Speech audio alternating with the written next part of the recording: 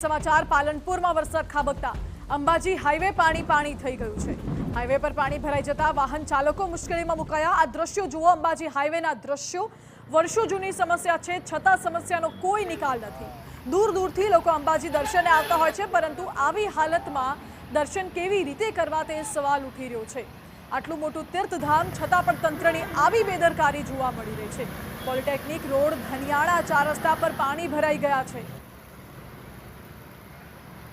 Ambaji highway main મુખ્ય highway છે, તેઓ અવર જવર માટે પબ્લિકને ખૂબ હેરાન પડે। એટલું બધું પાણી ભરાય દર વરસાદમાં, તો આના માટે સરકારને કોઈક જોગવાઈ કરવી પડે। જિલ્લા પંચાયતને કે તાલુકા પંચાયતને જેના અંદરમાં આવતું હોય એને આ બધું નાળાનું કે કોઈ પહોંચવેનું કામ કરાવવું અને પબ્લિકને તકલીફ ના પડે એ માટેનું કામ કરાવવું પડે, કારણ કે પબ્લિક હેરાન થાય છે બહુ। મેન હાઈવે છે, તો અવર જવરનું ટ્રાફિક બહુ રહેશે। હું અહીંયા સવારે 9 થી 12 છોકરા લેવા અને મેકવા જાઉં છું। રાતે અચાનક વરસાદ પડવાથી અહીંયા પાણી ભરાઈ ગયું છે। હવે મારે આવા જવામાં હાલાકી થશે અને તેથી કોઈ નગરપાલિકાવાળા કે કોઈ પણ ટીમ સરકારની અહીંયા કામ બામ કરતી નથી। બરાબર, ગમે ત્યારે બી નોર્મલ વરસાદ બી પડે છે તો અહીંયા પાણી ભરાઈ જાય છે। અવર જવરમાં બસ છે, ઇકો છે, કોઈ પણ સાધન મોટું મારા બાજુથી પ્રસાર થશે તો છોકરાઓને છાંટા પણ ઉડે છે। પાલનપુરમાં ગત રાત્રે 1 કલાકમાં 1.5 ઇંચ જેટલો વરસાદ ખાબક્યો છે અને જેને પગલે અનેક નીચાણવાળા વિસ્તારોમાં પાણી ભરાયા હતા।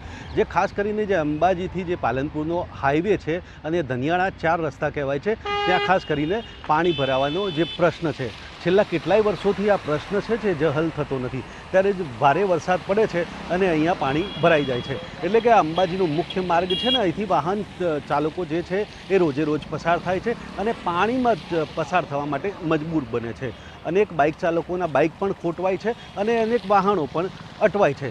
ત્યારે વારંવારની માગણી છે કે આ પાણીનો નિકાલ થાય, પરંતુ વર્ષો જૂની સમસ્યાનો આ જે નેશનલ હાઈવે ઓથોરિટી છે એ આ સમસ્યાનો ઉકેલ નથી લાવતી અને જેને પગલે સામાન્ય વરસાદમાં પણ લોકોએ હેરાન થવું પડે છે। એટલે કે જે આ દ્રશ્યો છે તે પાલનપુર અંબાજી હાઈવેના છે। અહીંયા પાણી ભરાયા છે અને પાણી ભરાવાને કારણે અત્યારે તો અહીંયા મુશ્કેલીઓનો સામનો વાહન ચાલકો કરી રહ્યા છે। ત્યારે જે પ્રકારે પાણી ભરાયા છે અને પાણીને કારણે મુશ્કેલીઓનો સામનો કરી રહ્યા છે, ત્યારે લોકોની વર્ષો જૂની માંગ છે કે આ સમસ્યાનો નિકાલ થાય। અતુલ ત્રિવેદી, TV9 બનાસકાંઠા।